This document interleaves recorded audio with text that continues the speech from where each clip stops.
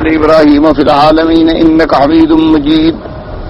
قال الله تبارك وتعالى في كلامه المجيد: أعوذ بالله من الشيطان الرجيم. بسم الله الرحمن الرحيم. وما أنفقتم من نفقة أو نذرتم من نذر فإن الله يعلمه وما للظالمين من أنصار. إن تبدوا الصدقات فنعما هي وإن تخفوها وتؤتوها الفقراء فهو خير لكم ويكفر عنكم سيئاتكم والله بما تعملون خبير.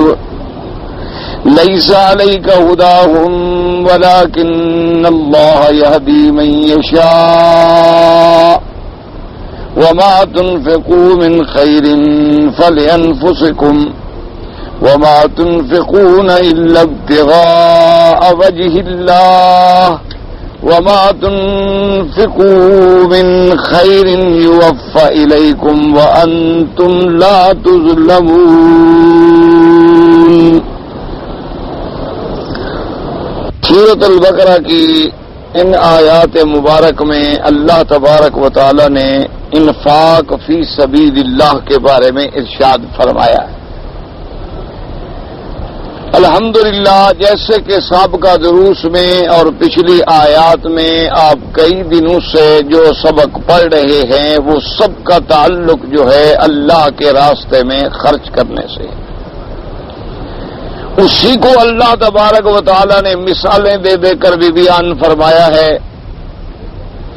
اسی حکم کو اللہ تبارک و تعالی نے ترغیب کے انداز میں بھی ذکر فرمایا ہے اور ترہیب کے انداز میں بھی ذکر فرمایا. جیسے کہ آپ پڑھ چکے ہیں کہ اللہ کے راستے میں جو خرچ کرتے ہیں اللہ ان کو 700 گنا اجر عطا فرماتے ہیں. اصل وجہ یہ ہے، جیسے میں نے عرض کیا تھا، کہ سارے دین کا خلاصہ بھی دراصل یہی ہے کہ اللہ کی دل میں عظمت پیدا ہو جائے اور اللہ کی مخلوق پہ شفقت پیدا ہو جائے.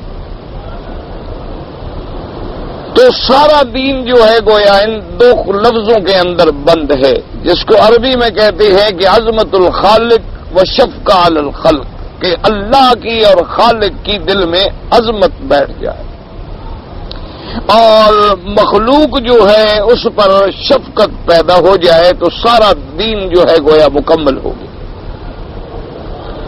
اللہ کی عظمت کا جب دل میں یقین ہو جائے گا، خالق کی عظمت جب دل میں بیٹھ جائے گی تو اللہ کے ہر حکم کی تعمیل ہوگی. اللہ جو حکم فرمائیں گے بندہ ادا کرے گا.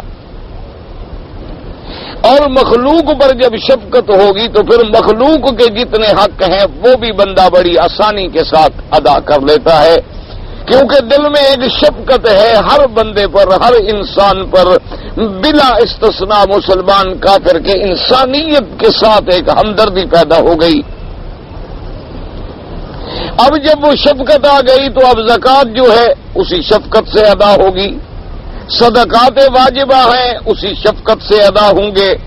صدقات نافلہ ہیں اسی شفقت سے ادا ہوں گے. کسی غریب کی مدد ہے، اعانت ہے، بیوہ ہے، یتیم ہے، حوادثات ہیں، مریض ہیں، مشکلات میں پھنسے ہوئے انسان ہیں، ان کی آپ مدد کریں. سب شفقت علی المخلوق کی بات میں آ گئی. اب اللہ نے ہمیں حکم دیا کہ تم میرے راستے میں خیرات کرو. ایک تو وہ حکم ہے جو زکوٰۃ ہے اور وہ فرض ہے کہ اللہ پاک جتنا بندے کو توفیق عطا فرمائیں اور جب اس کا مال جو ہے وہ نصاب کو پہنچ جائے تو وہ 2.5% زکوٰۃ ادا کرے. نصاب کا کیا معنی ہے؟ یعنی اگر آپ کے پاس 7.25 تولے سونا یا 52.5 تولے چاندی یا اس کی قیمت کے مطابق پیسہ موجود ہے تمام گھر کے خرچہ کرنے کے بعد، یعنی بیوی، بچے، گھر، رہائش، بیماری، علاج، تمام ضروریات کے بعد اگر اتنی پیسے سال میں تمہارے پاس بچتے ہیں تو اس پر زکوٰۃ ہے. اور زکوٰۃ دینے کا طریقہ یہ ہے کہ کل چیزوں کی قیمت لگا کے 2.5% جو ہے وہ ادا کر.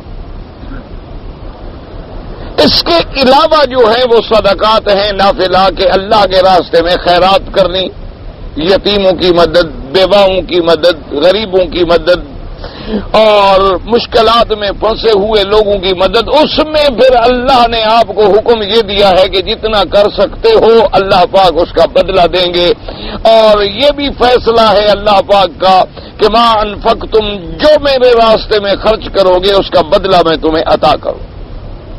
ایک بدلہ تو دنیا میں ملتا ہے اور ایک بدلہ اصل جو ہے وہ آخرت میں ملتا ہے۔ یہ سارے احکام آپ پڑھائے اور آخر میں آ کر اللہ نے فرمایا تھا کہ الشیطان یعدکم الفقر ویأمرکم بالفحشاء واللہ یعدکم مغفرۃ منہ وفضلا۔ اللہ نے ارشاد فرمایا کہ الشیطان یعدکم الفقر ویأمرکم بالفحشاء۔ کیا مانا کہ شیطان جو ہے وہ تمہیں ڈراتا ہے، خوف دلاتا ہے بھوکے ہو جانے سے، غریب ہو جانے سے، فقر کا تمہیں خوف دلاتا ہے کہ بھئی اگر تم نے اللہ کے راستے میں خرچ کر دیا تم تو غریب ہو جاؤ گے۔ اگر تم نے پیسہ زکات میں اڑا دیا اور صدقات میں اڑا دیا، خیرات میں اڑا دیا، کبھی قربانی ہے، کبھی خیرات ہے، کبھی صدقات ہے، کبھی صدقہ فطر ہے، کبھی اضحیہ ہے، کبھی قربانی ہے، کبھی چندہ ہے، تم تو بالکل پھر بھوکے رہ جاؤ گے اور تمہارے بچے جو ہیں وہ مر جائیں گے، تمہیں بھوک سے ڈراتا۔ اور وہ تمہیں حکم دیتا ہے فحشاء کا، کیا مانا؟ گناہ کا، یعنی اللہ کی نافرمانی کا۔ اس سے بڑا گناہ کیا ہوگا کہ اللہ حکم دے اور بندہ تعمیل نہ کرے؟ اللہ تبارک و تعالیٰ ایک چیز کا حکم دے اور بندہ اس کی تعمیل نہ کرے۔ اسی لیے سیدنا ابی بکر رضی اللہ تعالی عنہ خلیفۃ رسول اللہ صلی اللہ علیہ وسلم بالتحقیق بلا فصل بعد النبی صلی اللہ علیہ وسلم، آپ نے اپنی زندگی میں جب لوگوں کے کچھ حصے نے، کچھ قبائل نے زکوٰۃ دینے سے انکار کر دیا کہ ہم زکوٰۃ ادا نہیں کرتے، جب انہوں نے زکوٰۃ کا انکار کیا اور بظاہر جب ان کو سمجھایا گیا کہ بھئی زکوٰۃ جو ہے اللہ کا فرض ہے، جیسے نماز فرض ہے، زکوٰۃ فرض ہے، حج فرض ہے، تو انہوں نے تعویلات فاسدہ سے کام لیا، انہوں نے تعویلات بعیدہ سے کام لیا۔ انہوں نے کہا جی زکوٰۃ کے مسئلے میں حکم یہ ہے، اللہ نے اپنے نبی کو حکم دیا تھا کہ ان کے مالوں سے زکوٰۃ لو اور ان کے مالوں کو پاک کرو اور ان کے لیے دعا کرو۔ اللہ نے حکم دیا قرآن میں کہ خذ من اموالہم صدقۃ تطہرہم بہا وتزکیہم۔ اللہ پاک نے حکم دیا کہ میرے مدنی صلی اللہ علیہ وسلم ان سے ان کے اموال میں سے باز لو تاکہ ان کے مالوں کو پاک ہو جائے اور ان کا تزکیہ باطن بھی ہو جائے۔ وصلی علیہم فإن صلاتک سکن لہم، اور میرے مدنی صلی اللہ علیہ وسلم آپ ان کے لیے دعا بھی فرمائیں، چونکہ آپ کی دعا جو ہے ان کے لیے باعث رحمت ہوگی، باعث تسکین ہوگی۔ تو انہوں نے کہا کہ اب حضور تو ہے نہیں، اب ہم صدقہ اور زکوٰۃ کیوں دیں، اب حضور تو ہمارے لیے دعا نہیں کریں۔ یہ قاعدہ ہوتا ہے ہمیشہ کہ جتنے باطل فرقے ہیں اور جتنے گمراہ فرقے ہیں وہ ہمیشہ یہی کرتے ہیں کہ قرآن کی ایک آیت کو لے لیں گے، باقی آیتیں چھوڑ دیں، قرآن شریف کی ایک آیت کے بھی کسی ایک لفظ کو لے لیں گے اور باقی سب کو چھوڑ دیں گے۔ یہ گمراہی کی سب سے بڑی دلیل ہے۔ لیکن جو راسخ فی العلم ہوتے ہیں، جو حق والے ہوتے ہیں، وہ قرآن مقدس کے جمیع آیات کو سامنے رکھتے ہیں، احادیث رسول سے اس کی تفسیر دیکھتے ہیں اور فرمان رسول پاک سے اللہ کے قرآن کو سمجھتے ہیں اور اس پہ عمل کرتے ہیں۔ اب حالانکہ ایک سیدھی سی بات ہے کہ بھی حضور تو دعا فرمائیں گے تو اپنی زندگی میں ہی دعا فرمائیں گے، وفات کے بعد تو نہیں۔ وفات کے بعد تو جو حضور کی مسند پہ بیٹھے گا، جو خلیفۃ المسلمین بنے گا، امیر المومنین بنے گا، حضور کے فرمان مبارک کے مطابق چلے گا، وہ حضور کے احکام کی تعمیل کرے گا۔ ایک واضح سی بات تھی، لیکن انہوں نے ایک آڑ بنا لی۔ اصل کیا تھا کہ زکوٰۃ کا انکار کر دیا۔ اس لیے جب سیدنا ابی بکر صدیق رضی اللہ تعالی عنہ کو ان کے انکار زکات کا پتہ چلا تو آپ نے حکم فرما دیا کہ فوجیں تیار کرو، میں ان کے ساتھ جنگ لڑوں، فرمایا کہ میں قتال کروں۔ حضرت امیر المومنین سیدنا عمر بن الخطاب رضی اللہ تعالیٰ عنہ فرماتے ہیں کہ خدا کی قدرت ہے کہ مجھے بھی بات سمجھ نہ آئی، اور سیدنا عمر آگے حضرت ابی بکر کی خدمت میں آ کے بڑے عجیب متعجبانہ انداز میں آ کے حیران ہو کے کہنے لگے کہ عجیب بات ہے کہ خلیفۃ رسول اللہ صلی اللہ علیہ وسلم اور آپ حضور کے خلیفہ ہیں، اور پہلا حکم آپ یہ دے رہے ہیں کہ وہ زکات نہیں دیتے تو ان کے خلاف جہاد کرو اور قتال کرو۔ کیا کر رہے ہیں آپ؟ اور آپ ان لوگوں سے قتال کریں گے جو کلمہ پڑھتے ہیں، جو کعبے کی طرف رخ کر کے نمازیں پڑھتے ہیں۔ تو کلمہ پڑھتے ہیں، باقاعدہ کعبے کی طرف نماز پڑھتے ہیں، اور اس کے علاوہ حضور صلی اللہ علیہ وسلم کی نبوت کے قائل ہیں، اور حل تقاتل الناس، اور تم اسی بات پہ ان کے ساتھ جنگ کرو گے کہ وہ زکات کا اگر انکار کر بیٹھے تو انہیں مسئلہ سمجھایا جائے، پیار سے بات کی جائے، نہ کہ آپ نے تو حکم دے دیا کہ قتال کیا جائے، جہاد کیا جائے تلوار کے ساتھ۔ حضرت ابی بکر رضی اللہ تعالی عنہ غصے میں آ گئے۔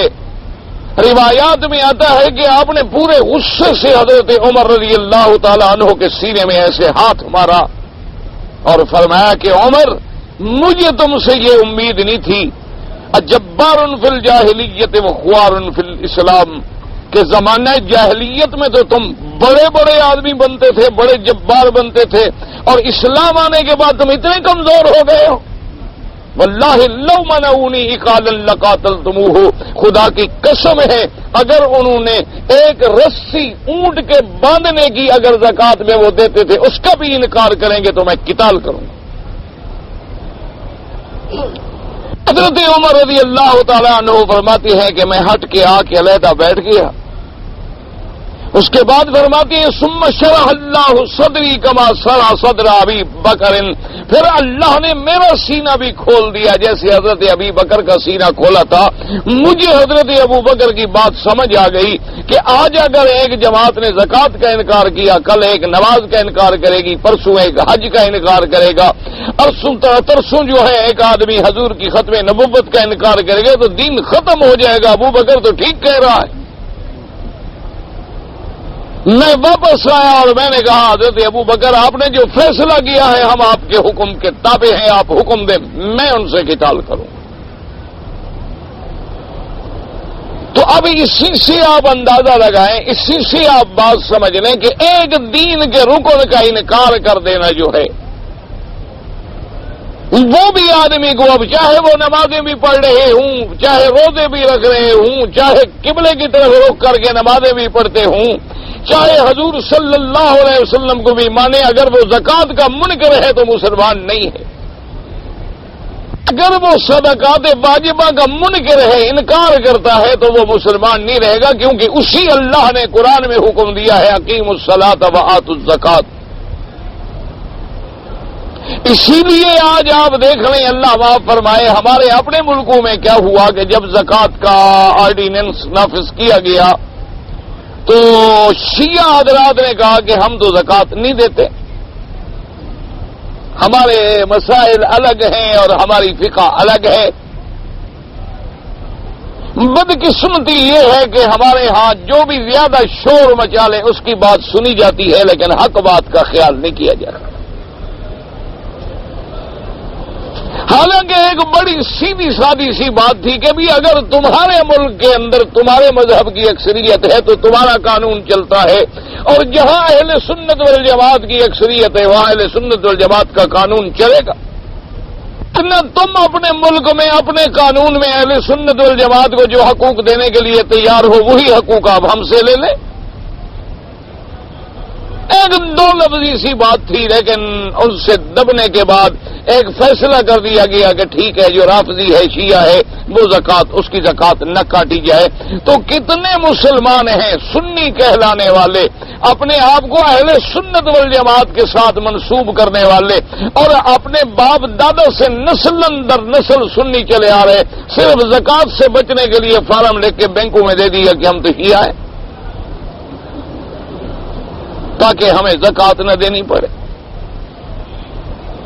اور کتنے لوگ ہیں اللہ تبارک و تعالی معاف کرے جو صرف زکات سے بچنے کے لیے اپنے اکاؤنٹ تبدیل کرتے رہتے ہیں کہ جب زکات کاٹنے کا مہینہ آ گیا اکاؤنٹ دوسرے کے نام بدل دیے یا پیسے نکال لیے تاکہ ہمیں زکات نہ دینی پڑے کسی شکل میں۔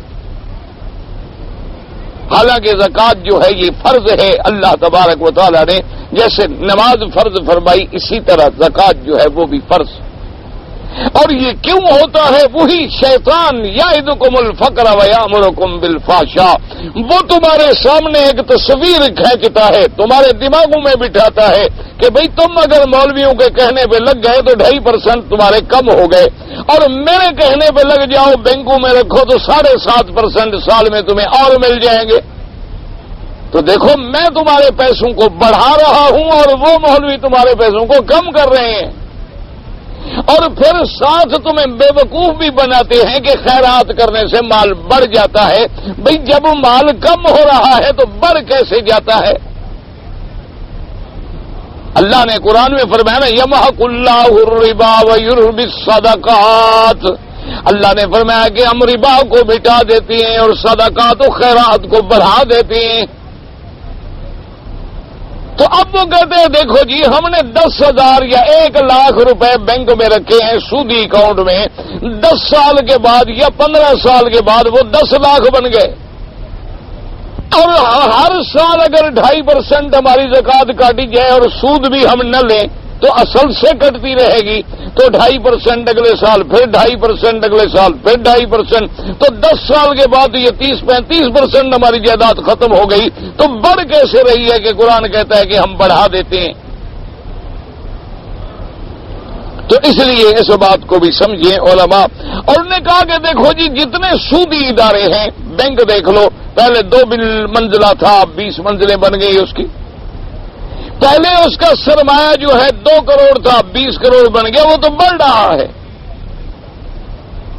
تو یہ کیسے خدا کہتا ہے کہ ہم سود کو مٹا دیتے ہیں؟ سود تو ہمارے سامنے بڑھ رہا ہے۔ تو اس لیے علماء کرام نے فرمایا کہ بات کو سمجھو، اصل فلسفہ یہ ہے کہ اللہ کے حکم کے مطابق یہ دنیا جو ہے کوئی چیز ہے ہی نہیں۔ اللہ کے نزدیک یہ دنیا ساری جو ہے کل متاع الدنیا قلیل، اللہ نے فرمایا ساری دنیا کو بھی لے لو تو تھوڑی سی چیز، کیا ہے کہ وہ فنا ہونے والی چیز ہے، اس کی کیا قیمت؟ جب ایک چیز نے فنا ہو جانا ہے، مٹ جانا ہے، اس لیے دنیا کی کوئی حیثیت نہیں۔ قرآن نے بار بار سمجھا دیا کہ وما هذه الحیات الدنیا الا لہو ولعب، یہ دنیا کی زندگانی ایسی ہے جیسے کوئی کھیل تماشا۔ کیا مانا؟ کہ جیسے بچے آتے ہیں گھر کے باہر بیٹھ جاتے ہیں، مٹی کے گھروندے بناتے ہیں، یہ ہمارا گھر ہے، یہ کوٹھی ہے، یہ گیراج ہے، یہ فلاں ہے، اور جب جی بھر جاتا ہے اٹھتے ہیں، پاؤں مارا سب گھر بھر ٹوٹ گئے چلے گئے۔ اللہ نے فرمایا یہ دنیا تو اسی طرح ہے، یہ تو ختم ہونے والی چیز ہے، یہ تو ٹوٹ پھوٹ جائے گی، تمہارے پاس کچھ نہیں ہو۔ جو چیزیں فنا ہونے والی ہیں یاد رکھو، علماء نے فرمایا کہ اللہ فرماتے ہیں کہ ہم خیرات کو بڑھا دیں گے۔ کیا مانا؟ کہ تم میرے راستے میں 1 ریال خرچ کرو گے میں تمہیں 700 ریال کا ثواب دوں گا۔ اگر میں چاہوں تو محرم میں خرچ کرنے والے کو 1,00,000 گنا ثواب عطا فرما دوں کہ خرچ کرے 1 ریال ثواب لے 1,00,000 ریال کا، تو ہم نے کتنا بڑھا دیا۔ اور سود جو ہے وہ حرام در حرام در حرام، چاہے تم کروڑوں بنا لو، انجام قیامت میں تمہارے لیے جہنم کا اور آگ میں جلانے کا ذریعہ بن گیا۔ یعنی تم نے یہ ساری لکڑیاں اس لیے اکٹھی کی کہ تمہاری ارتھی کو اسی میں جلایا جائے۔ تو ربا کو تو ہم مٹا دیتے ہیں۔ معنی یہ ہے کہ بطور معال، بطور انجام، بطور دار آخرت، یہ دنیا کی ظاہرداری کا تو کوئی مسئلہ ہی نہیں ہے، کوئی حقیقت ہی نہیں۔ جیسے کہ میرے آقا نے بھی مثال دی، فرمایا کہ میرا صحابی اگر ایک جو کے برابر مٹھی بھر جو خیرات کرے اور غیر صحابی جبل احد کے برابر سونا خیرات کرے تو برابر نہیں ہو سکتا. حالانکہ مٹھی بھر جو اور سونے کا پہاڑ کوئی نسبت ہے؟ مانا جیسے ان میں کوئی نسبت نہیں، اس لیے صحابی سے کسی غیر صحابی کی کوئی نسبت ہی نہیں، کیونکہ صحابی کی نسبت ہے محمد الرسول اللہ سے صلی اللہ علیہ وسلم. اس کے اعمال جو ہیں وہ قیامت والے دن حضور کی نسبت کے ترازو میں تلیں گے، اور دوسرے کے اعمال جو ہیں اس میں حضور کی نسبت شامل نہیں ہوگی، تو وہ کیسے مقابلہ کر سکتا ہے؟ اچھا، بعض علماء نے فرمایا کہ بڑھا دینے کا مطلب یہ ہے کہ ایک آدمی نے مثلا زکوٰۃ دی، خیرات کرتا ہے، سخی ہے، اللہ اس کے مال کو کیسے بڑھا دیتے ہیں؟ علماء نے فرمایا وہ یوں بڑھا دیتے ہیں کہ بھئی اللہ اس کو بیماریوں سے محفوظ کر دیتے ہیں، تو جو سال میں مثلا 20,000 بیماری پہ لگ جاتا بچ گیا، حالانکہ اس نے 2.5% دیا، اللہ نے اس کو 20,000 بچا دیا. اچھا، چوری ہونا تھا، اللہ نے حفاظت فرما لی، بچ گیا. آگ لگنی تھی، تباہ ہونا تھا، خیرات کی برکت سے اللہ نے بچا لیا، تو خیرات جو ہے وہ بڑھتی گئی. اس لیے حضور نے فرمایا کہ ما نقص مال من صدقۃ قط، اللہ کے راستے میں خرچ کرنے سے مال کبھی کم نہیں ہو سکتا. اور اسی طرح اس کی بعض مثالیں ہیں کہ آپ دیکھ لیں دنیا میں، یعنی بطور اکثر و اغلب، کہ جو لوگ بھی اللہ کے راستے میں خرچ کرنے والے ہوتے ہیں ان کو اللہ کبھی محتاج نہیں کرتے، ان کے رزق میں کبھی کمی نہیں آتی، وہ کہیں بھی چلے جائیں اللہ تبارک و تعالیٰ ان کے انتظامات فرما دیتے ہیں. اور ربا کو گھٹانے کا مطلب کیا ہے کہ ایک آدمی سود کھانے والا ہے، وہ سود کھاتے کھاتے تو ارب پتی بن گیا، لیکن اللہ نے گھر میں ایک بچے کو پاگل کر دیا، بے وقوف کر دیا، لڑکی کو نافرمان کر دیا، بیوی کو نافرمان کر دیا، پورے گھر کو جہنم بنا کے رکھ دیا. اس اربوں روپے کو وہ کیا کرے گا مجھے سمجھائیں؟ اس کی تو اپنی نسل اس سے استفادہ نہیں کر رہی، اس کی اپنی اولاد بھی اس سے فائدہ نہیں اٹھا رہی. تو اس لیے اللہ نے فرمایا کہ ہم خیرات کو بڑھا دیتے ہیں اور سود کو مٹا دیتے ہیں. اور تمہارے دماغ میں یہ سارے خیالات کون دوڑاتا ہے؟ فرمایا شیطان دوڑاتا ہے، کیونکہ ہر بندے کے ساتھ شیطان بھی ہے، فرشتہ بھی ہے. فرشتہ اس کو نیکی کے راستے پر لے جاتا ہے اور شیطان اس کو گمراہی کے راستے پہ لے جاتا ہے. اور اس کے بعد فرمایا واللہ یعدکم مغفرۃ منہ وفضلا، اور اللہ پاک تمہیں فرشتے کے ذریعے دماغ میں ڈالتے ہیں کہ اللہ کے راستے میں خرچ کرو گے اللہ تیرے گناہ معاف کر دیں گے، اللہ تجھ پہ فضل کر دیں گے، اللہ تجھ پہ کرم کر دیں گے، اللہ تیری نسل میں ایک ایسا بندہ پیدا کر دیں گے جو قیامت تک تیرا نام روشن کر دے. تو فرمایا وہ اللہ تبارک و تعالی مغفرت و فضل کا وعدہ فرماتے ہیں. اور آخر میں ارشاد فرمایا من یؤت الحکمت فقد اوتی خیرا کثیرا. اللہ نے فرمایا یہ دنیا تو کوئی چیز نہیں، اصل بات تو حکمت ہے، اصل بات تو قرآن و حدیث کی فہم ہے، اصل بات تو اللہ کے دین کو سمجھنا ہے، اصل بات تو قرآن کے مغز کو پا جانا ہے. جس کو وہ بات سمجھ آ گئی، وہ حکمت مل گئی، اس کو سب سے زیادہ بہتر نعمت مل گئی. اب دیکھیں حضور پاک صلی اللہ علیہ وسلم، اللہ نے فرشتہ بھیجا، جبریل بھیجا کہ میرے مدنی سے پوچھیں کہ اگر آپ چاہیں تو ہم سونے کے پہاڑ بنا کے حکم کر دیتے ہیں، وہ آپ کے تابع ہو جائیں گے، جہاں آپ جائیں گے پہاڑ بھی چلیں گے. حضور صلی اللہ علیہ وسلم نے فرمایا کہ جبرائیل میرے اللہ سے کہہ دو کہ مجھے تو اتنی چاہیے کہ ایک وقت مل جائے تو اللہ کا شکر ادا کروں، اور ایک وقت نہ ملے صبر کروں اور اپنے اللہ سے مانگتا رہوں، اس سے زیادہ مجھے کوئی ضرورت نہیں. حضور صلی اللہ علیہ وسلم نے فرمایا کہ میں نے تو فقر کو چن لیا ہے، مجھے تو فقر پسند ہے. حتیٰ کہ صحابہ نے عرض کیا، آپ کی خدمت میں آئے، ان نے کہا کہ حضور اگر مہربانی فرما لیں تو کم از کم ایک تو قیمتی جوڑا بنا کے رکھ لیا جائے کہ جب باہر کے بادشاہ بڑے بڑے وفود ملنے کے لیے آتے ہیں کم از کم اس وقت تو آپ اعلیٰ لباس پہن کے بیٹھیں. حضور صلی اللہ علیہ وسلم نے فرمایا کہ جب میرے صحابہ تمہاری محبت کا شکریہ، لیکن سور پہ ملک نے منہ رکھا ہوا ہے، آنکھیں اوپر کی ہوئی ہیں، کب حکم ملے سور پھونکو اور دنیا ختم ہو جائے؟ تو جب یہ دنیا ختم ہونے والی ہے تو پھر اعلیٰ لباس کی کیا ضرورت؟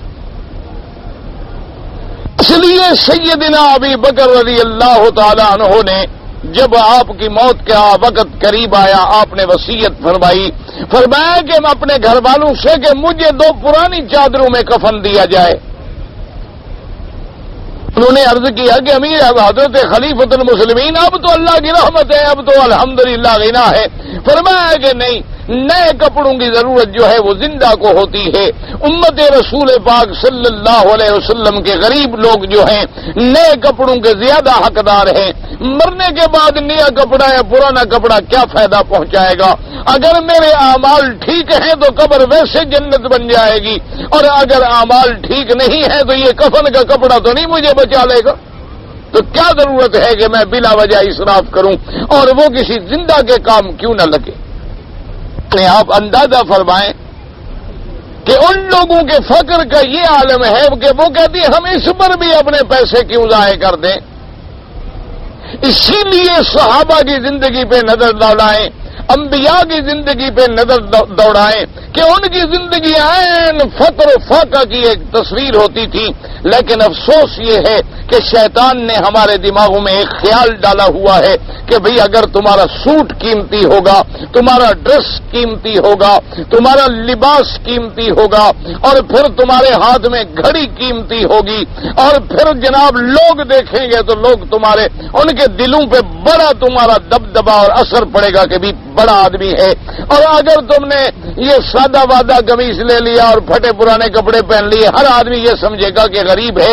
یہ بھی دراصل شیطان دلوں میں ڈالتا ہے. عزت جو ہے ظاہر داری کے ساتھ اگر نہیں بنتی ہے، عزت و ذلت کا مالک میرا اللہ ہے. اب دیکھیں کہ ایک علاقے کا گورنر تھا اسی کعبۃ اللہ میں، اسی اللہ کے گھر میں. ایک آدمی طواف کر رہا تھا، اتفاق سے اس کا کپڑا جو ہے چونکہ اتنا اس نے جیسے بڑے لوگ ہوتے ہیں نا جی، اوپر کپڑا ڈال لیا، جبے ڈال لیے، چادریں ڈال لی، وہ چونکہ زمین پہ جا رہی تھی تو اس بیچارے غریب آدمی کا پاؤں آ گیا، پاؤں پڑ گیا تو اس کو کھچ لگی، وہ رک گیا اور دیکھا کہ پاؤں آ گیا، کپڑا بھی خراب ہوا. غصے میں آ کے اس نے تھپڑ مارا اس غریب کو. آنکھوں اندھے ہو تم، دیکھ کے نہیں چلتے ہو کہ تم نے میری اتنی قیمتی اور اتنی لاکھوں کی میری چادر ہے ریشم کی، اور اس پہ تم نے گندا پاؤں رکھ کے خراب کر دیا ہے. غصے میں مار دیا اور چلا گیا آ کر کے. وہ غریب طواف چھوڑ کے باہر نکلا. اس نے کہا لوگوں سے کہ مجھے بتاؤ کہ حضرت عمر کہاں ہے؟ حضرت عمر کا زمانہ خلافت تھا، اور بعض مورخین نے لکھا ہے کہ یہ کعبے کا واقعہ نہیں، واقعہ ہی مدینہ منورہ کا ہے کہ بس اس آدمی کے پاؤں آ گیا اتفاق سے. وہ بھی آ رہا تھا اور یہ غریب بھی جا رہا تھا راستے میں. اور بڑے آدمیوں کو آپ نے دیکھا ہے کہ آدھے کپڑے جو ہیں وہ مٹی پہ ہوتے ہیں. آج کل بھی آپ دیکھ رہے ہیں جتنے بڑے لوگ ہیں، یہ بھی علامت ہے کہ شلوار ہو تو اتنے نیچے ہو کہ جوتوں سے بھی نیچے زمین پر پھر رہی ہو. اور جناب جب جوتا پہنیں گے تو جو اس کے سلوار کے پنچے جو ہیں نا وہ پاؤں میں آ رہے ہیں، اس کو اوپر کھینچ رہے ہیں، نکال رہے ہیں. یہ بھی بڑے آدمی ہونے کی دلیل. اور آج کل تو اللہ تبارک و تعالی رحمت فرمائے ایسی قوم ہماری بگڑ گئی ہے. مردوں کے ایسے ایسے لباس اور ایسے ایسے فیشن آ گئے جو کسی زمانے میں عورتیں پہنتی تھی آج مرد پہن رہے ہیں. اور جو مرد پہنا کرتے تھے وہ عورتیں پہن رہی ہیں. اور اسی بات کا اندازہ لگا لیں کہ ہمارے آقا سرکار مدینہ اللہ کے کروڑوں صلاۃ و سلام ہوں میرے پاک نبی محمد مصطفیٰ پہ، 1400 سال پہلے نہ یونیورسٹی تھی، نہ ادارے تھے، نہ یہ ترقی یافتہ معلومات کا ذریعہ تھا. اس وقت حضور نے فرمایا لعن اللہ المتشبہین والمتشبہات، اللہ پاک ان مردوں پہ لعنت کرے جو عورتوں کے لباس پہنیں گے، ان عورتوں پہ لعنت کرے جو مردوں کے لباس پہنیں گی. یعنی حضور نے 1400 سال پہلے ہمیں خبر کی، اور آج وہ ہمارے آنکھوں کے سامنے ہے کہ عورتیں جو ہیں وہ جین کے پینٹ پہنے ہوئے ہیں، اوپر جناب شرٹ پہنے ہوئے ہیں، اور اگر کسی اسلامی ملک میں رہتی ہوں تو بے وقوف بنانے کے لیے اوپر ایک چادر بھی ڈال لیتی ہیں پردے کی، اور نیچے دیکھو تو اسکرٹ پہنی ہوئے اوپر پردہ کیے ہوئے، پتہ نہیں یہ کون سا پردہ ہے۔ اور پھر ہر عورت نے آپ نے دیکھا ہوگا کہ اگر وہ اسکرٹ یہاں تک ہے تو اس نے جو شراب پہنی ہوئی ہے، جرابیں پہنی ہوئی ہیں، وہ اتنی باریک اور اس کے بدن کے عین رنگ کے مطابق ہیں کہ وہ دیکھنے میں نہیں پتہ چلے گا کہ جراب ہے یا عورت کا ویسے بدن ہے، اور کہتی کہ جی میں نے تو جراب چڑھائی ہوئی ہے، میں کوئی ننگی تو نہیں ہوں، میں تو کپڑا پہنا ہوا ہے، دیکھ رہے اوپر جراب ہے۔ اور یہ 1400 سال پہلے حضور نے ہمیں فرما دیا، فرمایا ربا کاسیات عاریات، فرمایا ایک وقت آئے گا میری امت میں ایسی عورتیں ہوں گی کہ بظاہر لباس ہوگا لیکن ننگی ہوں گی۔ 1400 سال پہلے حضور نے ہمیں خبر دی کہ ربا کاسیات، بہت ساری ایسی عورتیں جو بظاہر کپڑے پہنے ہوئے ہوں گی لیکن آریات حقیقت میں وہ ننگی ہوں گی۔ کیا مانا؟ یا تو کپڑا اتنا باریک ہوگا کہ بدن نظر آ رہا ہوگا، یا اتنا ٹائٹ ہوگا کہ پورے بدن کا عضو جو ہے وہ علیحدہ نظر آ رہا ہوگا۔ تو حضور نے فرمایا یہ عریاں ہونے کا حکم ہے، اللہ نے اپنے آپ کو عورت کو چھپانے کا حکم دیا ہے، نہ کہ اظہار زینت کا حکم دیا ہے۔ چادر ڈالنے کا مطلب کیا ہے کہ کھلی کھلی چادر اوپر کا معنی وہ ہوتا ہے جو پردے کے، اگر پردہ بے پردگی کا سبب بنے تو اس کو کون عقل والا آدمی پردہ کہہ سکتا ہے؟ اچھا، اس کی بات نے کے اندر ایسی ایسی عورتیں بھی پیدا ہوں گی جو اپنے یہ بھویں جو ہیں بال نکال نکال کے باریک کریں گی تاکہ لوگوں کو پتہ چلے کہ تلوار کی طرح بھویں جو ہیں اس کی بڑی باریک ہیں۔ اور حضور نے فرمایا کہ بال کاٹیں گی یا بال جوڑ کے ایسے بنائیں گی جیسے اونٹنیوں کی کوہان ہوتی ہے۔ فرمایا یہ وہ عورتیں ہوں گی جن کو اللہ جنت کی خوشبو بھی نصیب نہیں فرمائیں گے۔ اسی طرح حضور پاک صلی اللہ علیہ وسلم نے فرمایا کہ میری امت میں ایک وقت آئے گا ایسی عورتیں ہوں گی الواصلات والمستوصلات، جو لوگوں کے بال لے کے اپنے بالوں سے جوڑیں گی تاکہ میرے بال بڑے نظر آ جائیں۔ فرمایا الواشمات والمستوشمات، وہ داغ دے کے گل پھل بنا کے حسن بنانے کی کوشش کریں گی، کبھی ضرورت ہوگی تو یہاں تل کا داغ لگا لیں گی، کبھی ضرورت ہوگی تو ہاتھوں پہ جناب بوٹے بنا لیں گی۔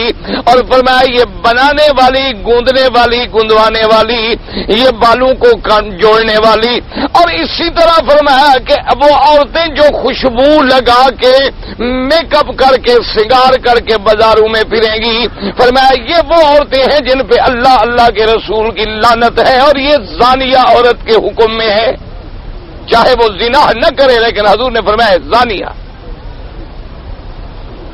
آج ہمارے ہاں وہی عورت جو ہے معزز ہے، وہی عورت جو ہے آج ہمارے ہاں قابل احترام ہے، اور اگر کوئی مولوی بات کرے کہتے ہیں دکی انوسی ملا لوگ ہیں، پرانے زمانے کے پاگل لوگ ہیں۔ یہ تو ابھی تک 1400 سال پرانی باتیں لیے پھرتی ہیں، دنیا چاند پہ پہنچ گئی ہے، یہ ہمیں وہی مدینے کی باتیں سناتے ہیں پاگل لوگ۔ اب 1400 سال گزر گئے، قرآن بھی پرانا ہو گیا، نبی بھی پرانا ہو گیا، مکہ مدینہ بھی پرانا ہو گیا، اب تو ان کو گرجے میں جانا چاہیے یا ان کو مندر میں جانا چاہیے، کلیسا میں جانا چاہیے، جو لوگ چاند پہ پہنچے ان کا دین اختیار کرنا چاہیے، نبی پرانے ہو گئے۔ کہتے ہیں مولوی صاحب شکل تو ہم نے اختیار کر لی ہے، باقی دین ہے وہ بھی ہم کر لیں گے، بس کوئی ضرورت نہیں، شکل تو ہم نے وہی کر لی ہے نصارہ و یہود والی۔ آپ لاکھ تقریریں کرتے رہے، ہمیں حضور کی داڑھی مبارک بتاتے رہے، ہم نے نہیں داڑھی رکھنی، کیونکہ ہم جن کی اولاد ہیں ان کی نقش قدم پہ چلنا ہے ہم نے۔ آپ لاکھ ہمیں ہدایات فرماتے رہے، آپ لاکھ ہمیں حضور پاک کی پگڑی بتلاتے رہے، ہم کیوں پگڑی باندھے پاگل ہو گئے، ہم سرننگا چلیں گے؟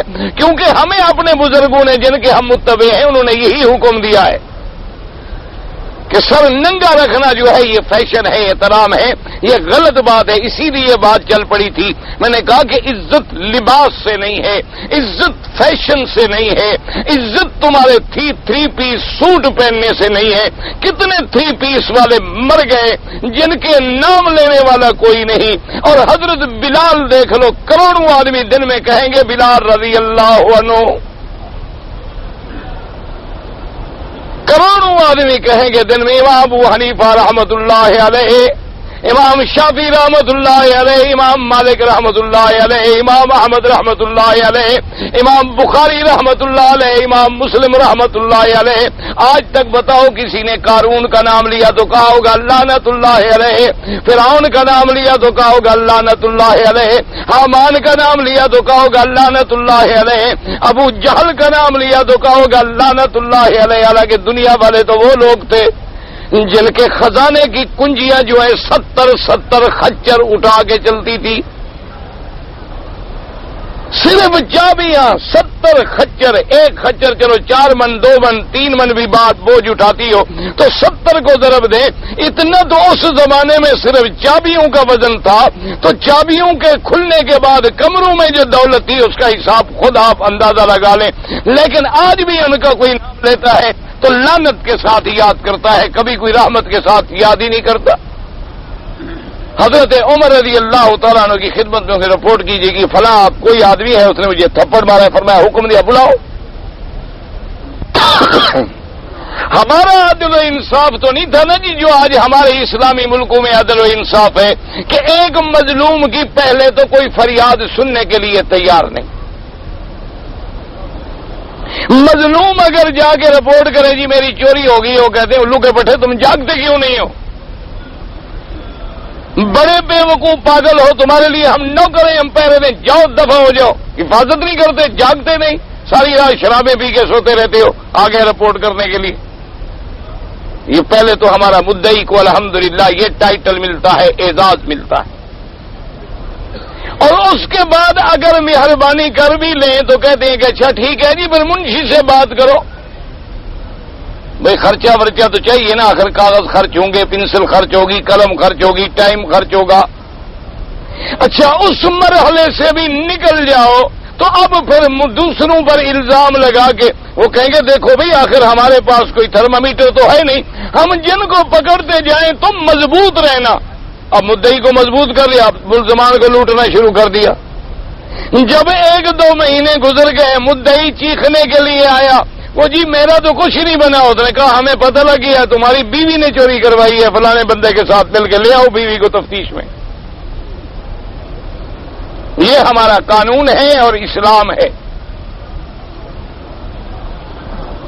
اگر آپ نے کسی سے 10 لاکھ روپے لینے ہوں نا تو ہر عقل والا آدمی یہ آپ کو مشورہ دے گا کہ انا للہ پڑھ لو بہتر ہے، بلا وجہ کورٹوں میں نہ جاؤ، ورنہ 10 لاکھ تم نے پہلے لینے ہیں، 5 لاکھ اوپر لگ جائیں گے اور پھر 20 سال مقدمہ چلے گا اور آخری سٹیج پہ جا کے کسی ٹیکنیکل گراؤنڈ پہ اس کو خارج کر دیا جائے گا اور گھر کے بدھو گھر کو خالی واپس آئیں گے اور 5 لاکھ اور بھی ڈوب جائے گا. اس سے بہتر ہے وہی 10 لاکھ تو ڈوبا. یہ آپ کا قانون ہے اور آپ کا قانون محترم اتنا ہے کہ آپ قانون والوں کے خلاف بات بھی نہیں کر سکتے، ورنہ یہ بھی توہین میں شامل ہے. محمد مدنی کی توہین کر سکتے ہو، ابو بکر عمر عثمان علی کی توہین کر سکتے ہو، صحابہ کو گالیاں دے سکتے ہو، اللہ کے نبی کی ختم نبوت کا انکار کر سکتے ہو، کفر والوں کو سروں پہ بٹھا سکتے ہو، لیکن قانون انگریز کے قانون کے محافظ کے بارے میں بات نہیں کر سکتے ہو.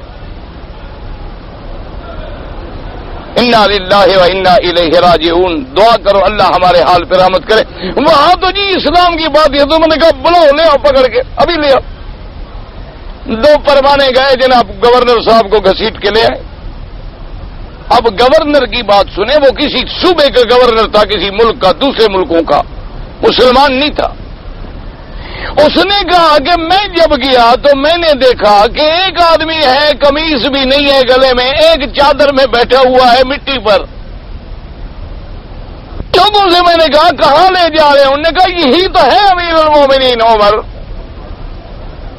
وہ کہتے ہیں واللہ خدا کی قسم ہے میں نے کسرا کے دربار بھی دیکھے ہیں، میں نے قیصر روم کے دربار بھی دیکھے ہیں، میں نے بڑے بڑے فارس کے بادشاہوں کے ساتھ بھی زندگی گزاری ہے، لیکن کہتے ہیں جو عمر کی اس بیٹھک میں دبدبا اور روپ تھا یہ جلال میں نے کسی بادشاہ میں نہیں دیکھا۔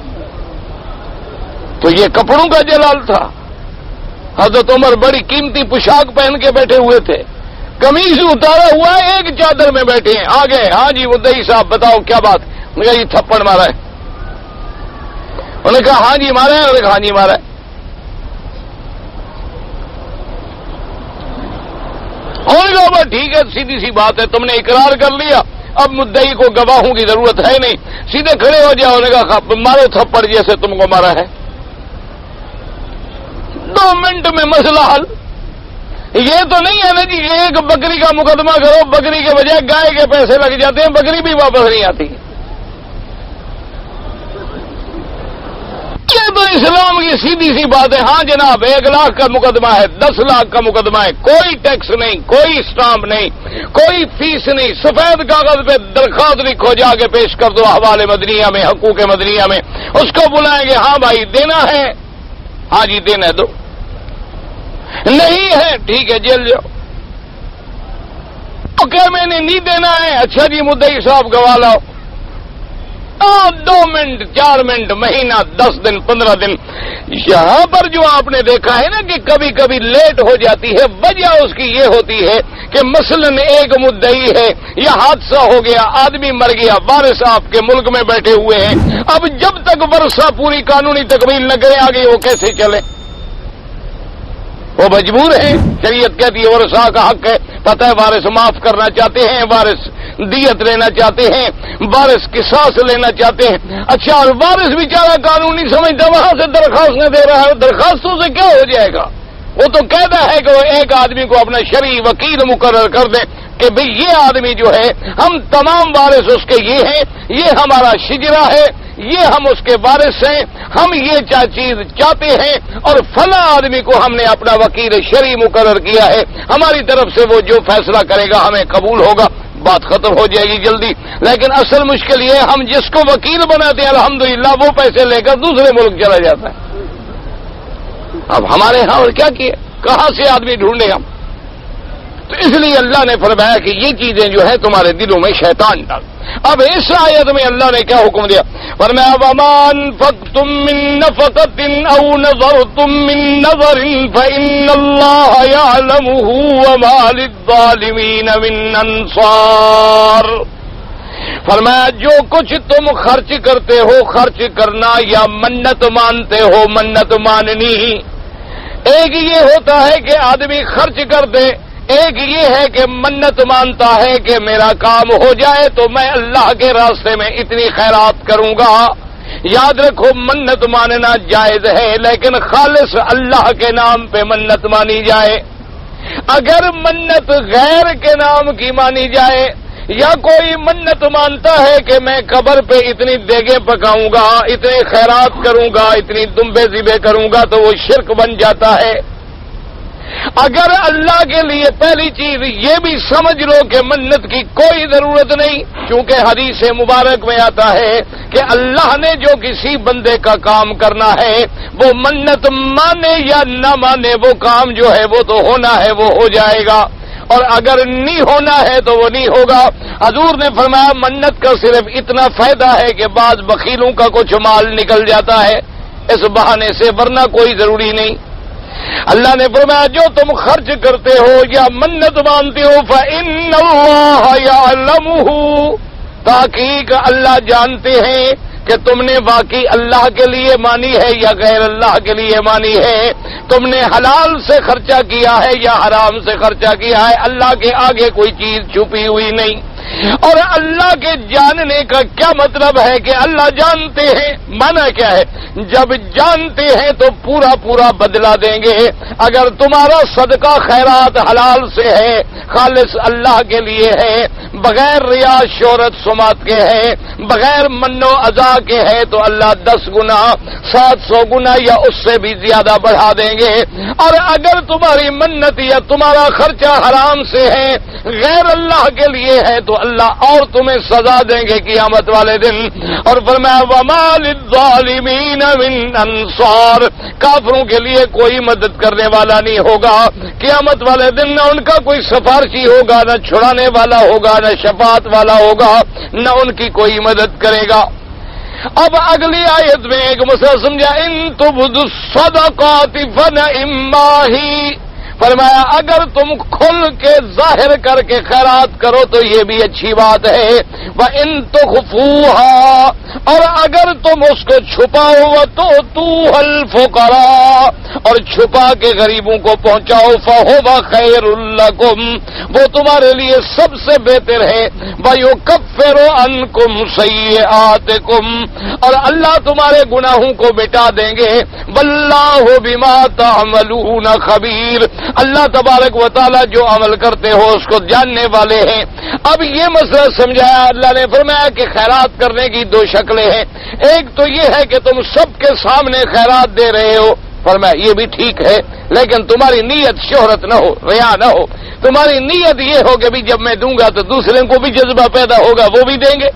تو اگر تم ظاہر کر رہے ہو یہ بھی جائز، فرمایا لیکن وَإِن تُخْفُوهَا وَتُؤْتُوهَا الْفُقَرَاءَ، اور اگر تم چھپا کے غریبوں کو دیتے ہو تاکہ کسی کو پتہ نہ چلے، ریا بھی نہ بنے، سمعت بھی نہ بنے، شہرت بھی نہ بنے، فرمایا فَهُوَ خَيْرٌ لَكُمْ، وہ تمہارا چھپا کے خیرات کرنا جو ہے وہ تمہارے لیے زیادہ بہتر ہے اور زیادہ بھلائی ہے، اللہ تمہارے گناہوں کو مٹا دیتے ہیں۔ اب علماء نے اس کو یوں تقسیم کیا ہے کہ ویسے تو صدقہ خیرات کرنا جو ہے ظاہر میں کرو تو جائز ہے اور چپکے کرو تو جائز ہے، لیکن بعض علماء نے فرمایا یوں کرو کہ جو صدقات واجبہ ہیں، کیا معنی زکوٰۃ ہے؟ اچھا جیسے صدقات واجب صدقہ فطر ہے، اچھا صدقات واجبہ میں اولاد پہ ماں باپ کا خرچہ ہے، اگر والدین بوڑھے ہیں اور ان کے ذریعہ کوئی نہیں کمانے کا تو اولاد کی ذمہ داری ہے کہ وہ اپنے والدین کو خرچہ دے، بیوی بچوں کا خرچہ ہے وہ بھی شوہر پہ لازم ہے۔ تو علماء نے فرمایا کہ جو صدقات واجبہ ہیں ان کو تو ظاہر میں کھلے عام کرو، لوگوں کے سامنے دو کہ بھئی میں زکوٰۃ دینے جا رہا ہوں، تاکہ دوسروں کو بھی اس کا جذبہ پیدا ہو، اور وہ ویسے بھی تمہارے ذمہ فرض ہے، اس میں ریا ہونے نہ ہونے کا سوال ہی پیدا نہیں ہوتا، وہ تو تم نے دینی ہی دینی ہے نا۔ تو فرمایا ان کو تو تم ظاہر دیا کرو، لوگوں کے سامنے دیا کرو۔ اور فرمایا جو صدقات خیرات نافلہ ہیں، یعنی چپکے سے کرنے والے، فرض نہیں ہے، واجب نہیں ہے، کسی بیوہ کی مدد ہے، یتیم کی مدد ہے، بوسنیا والوں کی مدد ہے، کشمیر والوں کی مدد ہے، تو اس معاملے میں تم چپکے سے دیا ہو تو یہ زیادہ تمہیں ثواب ملے گا۔ اچھا بعض علماء نے فرمایا کہ یہ بھی دیکھو کہ کبھی مسلمانوں کو ضرورت پیش آ گئی، جیسے حضور چندہ فرماتے تھے، جیسے حضور پاک صلی اللہ علیہ وسلم نے غزوہ تبوک کے موقع پہ چندہ فرمایا تو آپ نے پوچھا کہ عمر تم کیا لائے ہو؟ تو اب ظاہر ہو رہا ہے، حضرت عمر نے عرض کیا حضور میرے گھر میں جتنا مال تھا میں نے آدھا کر دیا، آدھا لے آیا ہوں آپ کی خدمت میں، آدھا میں نے گھر میں چھوڑا ہے۔ اور حضرت عمر فرماتے ہیں آج میں بڑا خوش تھا کہ آج میں نمبر لے جاؤں گا، کیونکہ میرے گھر میں بہت مال تھا اور میں نے وہ آدھا کر دیا۔ تو حضور پوچھتے آئے حضرت عثمان کیا دیا ہے؟ فرمایا 1000 اونٹ پلان کے ساتھ، سامان کے ساتھ، اور اس کے بعد حضور کی خدمت میں 1000 دینار بھی پیش کیا ہے۔ حضور نے پوچھا ابو بکر تم کیا لائے ہو؟ آپ نے حضرت ابو بکر نے عرض کیا حضور میرے گھر میں جو کچھ تھا سب اٹھا کے لے آئے، اپنے گھر میں نے کچھ نہیں چھوڑا، جب نبی مانگ لے تو بات ختم ہو گئی۔ تو جب آپ کا حکم آ گیا، حضرت عمر کہتے ہیں میں نے کہا ابا بکر تجھے مبارک ہو، لیکن تم نے آج بھی ہمیں نمبر نہ لینے دیا، تم نے کسی جگہ بھی ہمیں نمبر نہیں لینے دیا، ہر جگہ تم آگے بڑھ گئے۔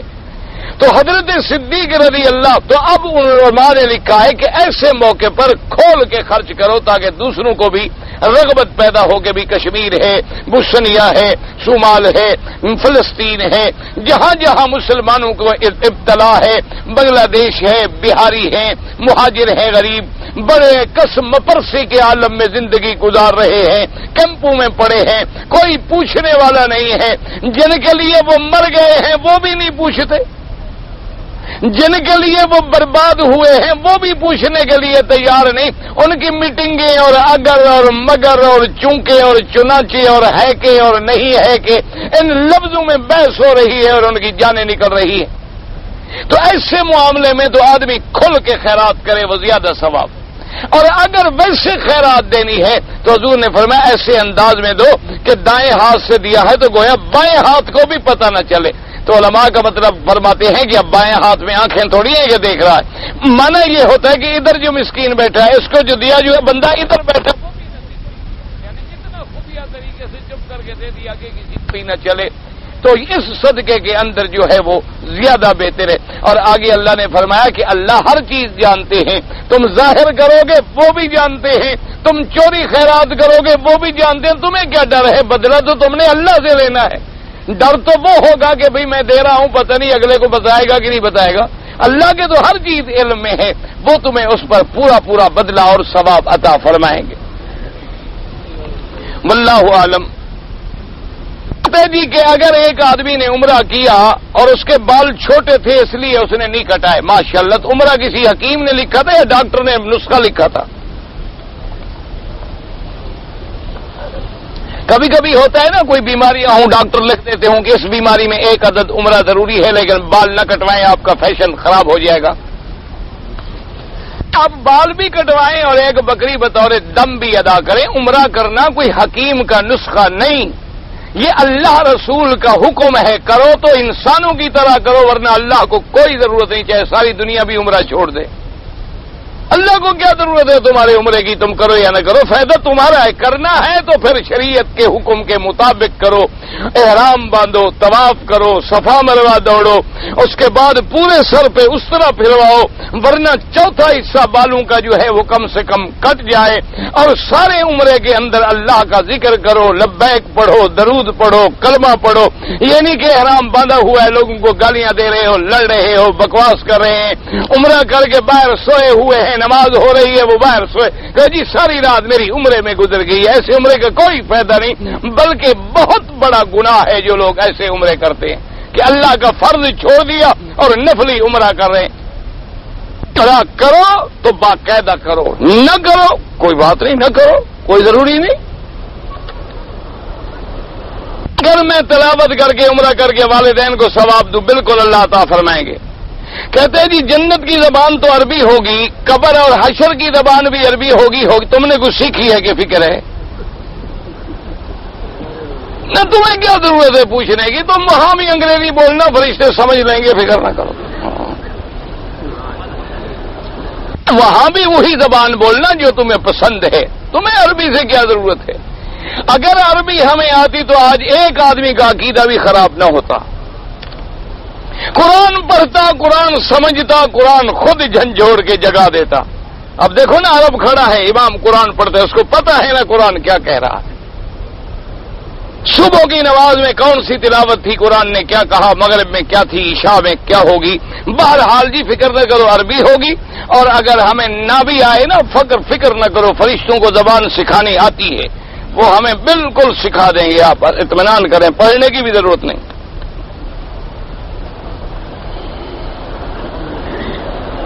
کہتے جی قیامت میں حساب کی مدت جو ہے 1000 سال ہوگی یا 50,000 سال ہوگی تو لوگ کھڑے ہوں گے؟ نہیں، آپ کے لیے تو کوچ بچھائے جائیں گے۔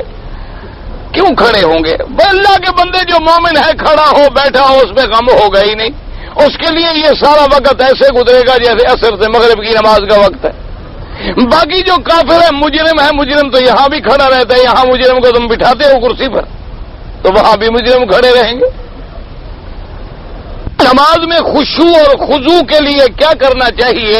نماز میں خشوع اور خضوع کے لیے سب سے پہلے تو یہ خیال دل میں جمائیں کہ میں اللہ کے دربار میں جا رہا ہوں اور اللہ تبارک و تعالیٰ کی دربار میں کھڑا ہوں، اور میری ہر حرکت، ہر سکنات جو ہے اللہ دیکھ رہے ہیں۔ دوسری بات یہ ہے کہ نماز میں جو پڑھو اس کو ذرا سمجھو، مثلا اللہ اکبر تو پتہ لگے کہ میں نے کیا کہا ہے، سبحانک اللہم و بحمدک وتبارک اسمک وتعالی جدک عبدک ولا الہ غیرک، ایک ایک حرف پہ توجہ جماؤ کہ میں کیا کہہ رہا ہوں اور میری زبان سے کیا نکل رہا ہے. سبحان ربی الاعلی، ایک ایک لفظ پہ اپنا توجہ جماؤ کہ میری زبان سے کیا کلمہ نکل رہا ہے. تو کچھ عرصے کے بعد انشاءاللہ خود بخود خشوع خضوع پیدا ہو جاتا ہے. اگر تم ویسے اللہ اکبر اللہ اکبر اللہ اکبر اللہ اکبر، تو یہ خشوع خضوع کیسے ہوگا؟ یہ تو ایسے ہے، حضور نے فرمایا منافق کی نماز ہے، وہ اپنے سر سے بھار اتارتا ہے کہ چلو جلدی کرو نکالو یار، چلو بھئی اب جلدی کرو، باہر جانا ہے، سگریٹ بھی پینی ہے، پھر دوستوں کو بھی ملنا ہے، رات فلم بھی دیکھنی ہے، چھٹی کا دن ہے تو آخر فائدہ اٹھانا ہے، تو جلدی جلدی نماز پڑھو بس جان چھڑاؤ. تو پھر خشوع کیا پیدا ہوگا؟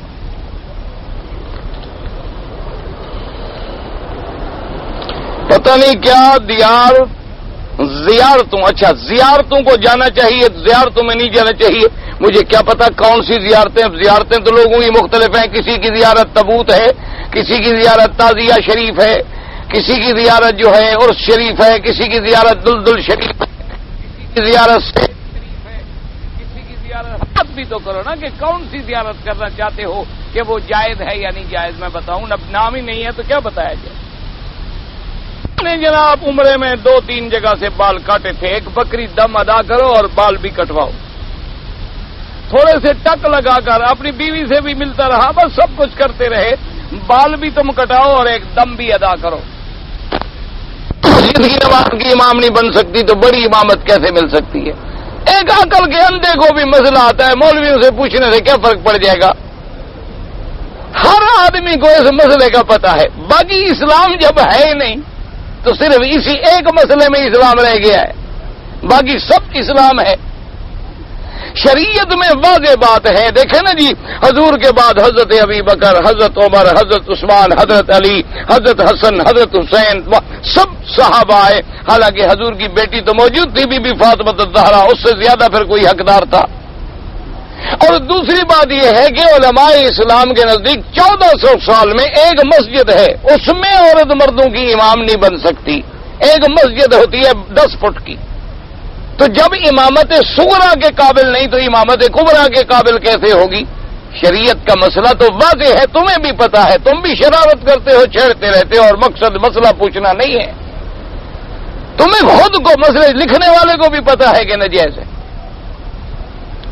جب باقی اسلام نہیں تو بس اللہ قبول کرے، اللہ رحمت کرے. صحابہ کرام رضی اللہ سے مذاق کرتے ہیں، حضور کے صحابہ سے طنز کرنا، تنقیص کرنا جو ہے وہ کفر تک پہنچا دیتا ہے آدمی کو. میری بچی کے دل میں سوراخ ہے، اللہ شفا عطا فرمائے، اللہ ہر بیمار کو شفا دے. کسی مسلمان کے خون سے غیر مسلم کا خون ملے تو لے سکتے ہیں، اگر اضطرار ہے اور مسلمان کا خون نہیں مل سکتا تو جائز ہے. جان بچانی تو ضروری ہے، پھر مسلم غیر مسلم تھوڑا دیکھا جاتا ہے.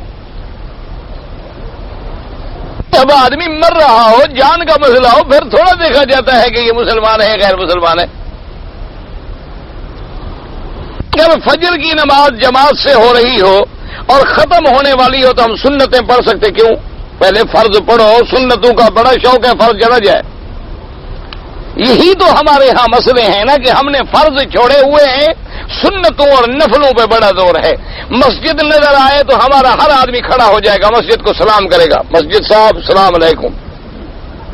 اور مسجد سے انشاءاللہ کچھ 200 میٹر دور جوتے اتار کے باقاعدہ صاف کر کے کپڑے میں لپیٹ کے بغل میں دبا کے ادب سے مسجد میں آئے گا، نماز نہیں پڑھے گا. جب اذان ہو جائے گی چلا جائے گا انشاءاللہ.